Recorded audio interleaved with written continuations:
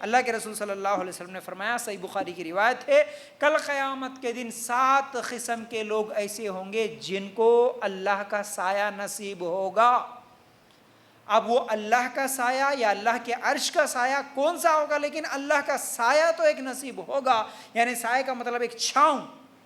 گرمی کے موقع پر اور گرمی کے موسم میں شدید گرمی ہو، دوپہر کے وقت انسان بہت زیادہ پریشان رہتا ہے اگر وہ دھوپ میں چل رہا، تو دھوپ کی وجہ سے جب انسان پریشان رہتا ہے اور ایسی حالت میں اس کو کہیں پر اگر سایہ مل جائے، کوئی چھاؤں مل جائے اور پینے کے لیے ٹھنڈا پانی مل جائے، تو وہ ساری گرمی، ساری تھکاوٹ، سب کچھ بھول جاتا ہے۔ گرمی میں انسان کو 2 چیزوں کی ضرورت ہوتی ہے، ایک تو سایہ اور دوسرا پانی۔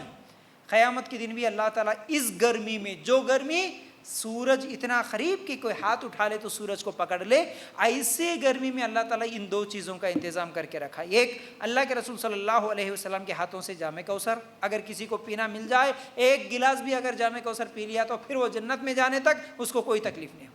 اور دوسرا ہے یہ عرش کا سایہ، جو اس سائے کے نیچے آ گیا اس کو بھی قیامت کے دن کی کوئی گرمی تکلیف نہیں دے گی۔ اب وہ سائے میں کون جائیں گے؟ اس سائے میں صرف 7 قسم کے لوگوں کو اللہ تعالیٰ جگہ دے گا۔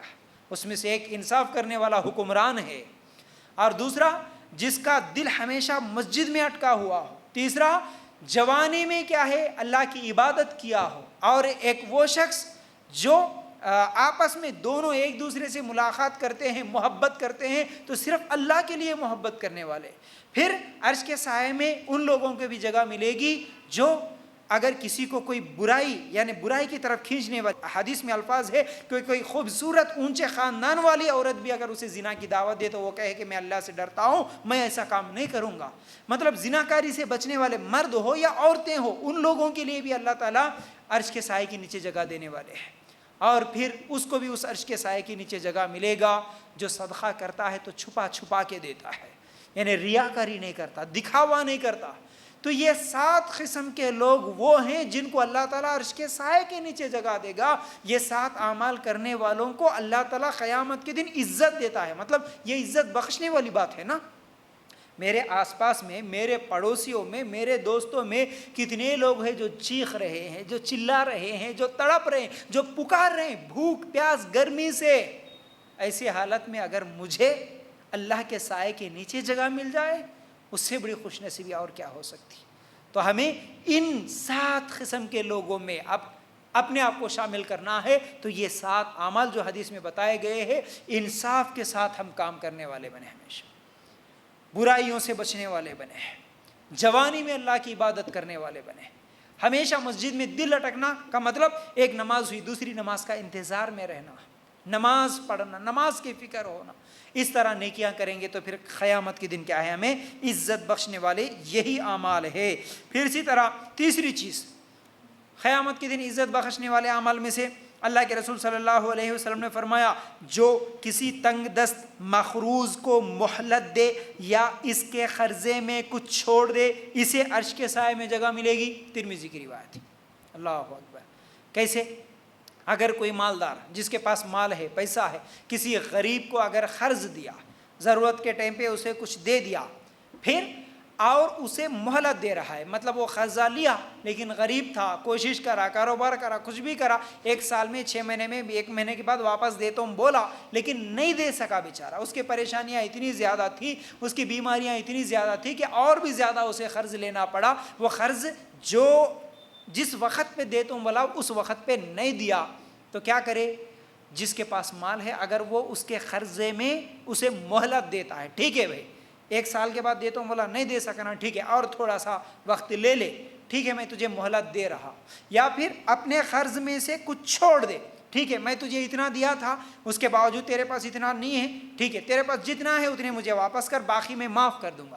اس طرح بڑا دل کرتے ہوئے اگر کوئی کسی کے قرضے کو معاف کر دیتا ہے یا مہلت دیتا ہے تو اس کے بدلے میں اللہ تعالیٰ قیامت کے دن عرش کے سائے میں جگہ دے گا۔ یہ کتنی بڑی بات ہے، کتنی بڑی بات ہے۔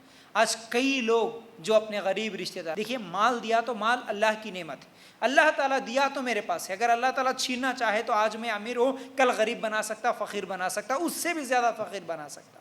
تو انسان کا یہ سوچنا کہ میں کمانے سے میرے پاس مال ہے، میری محنت سے مال آیا، یہ سوچ ذہن سے نکال دے۔ اللہ نے دیا، جو بھی دیا اللہ نے دیا۔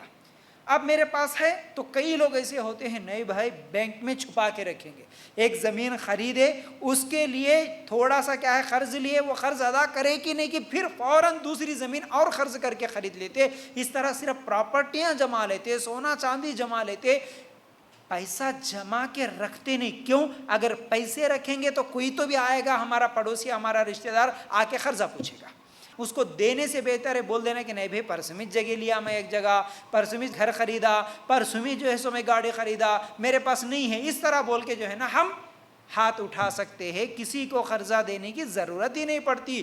یہ سوچ کے صرف اپنے مال کو جمع کے رکھتے ہیں، کسی پر رحم نہیں کرتے، یہ بہت بڑی غلطی ہے، یاد رکھو۔ ایسا نہ ہو، ایسا نہ ہو۔ اللہ تعالیٰ نے دیا تو اللہ کے دیے ہوئے مال میں سے غریبوں کا بھی حق ہے، غریبوں کی مدد کریں۔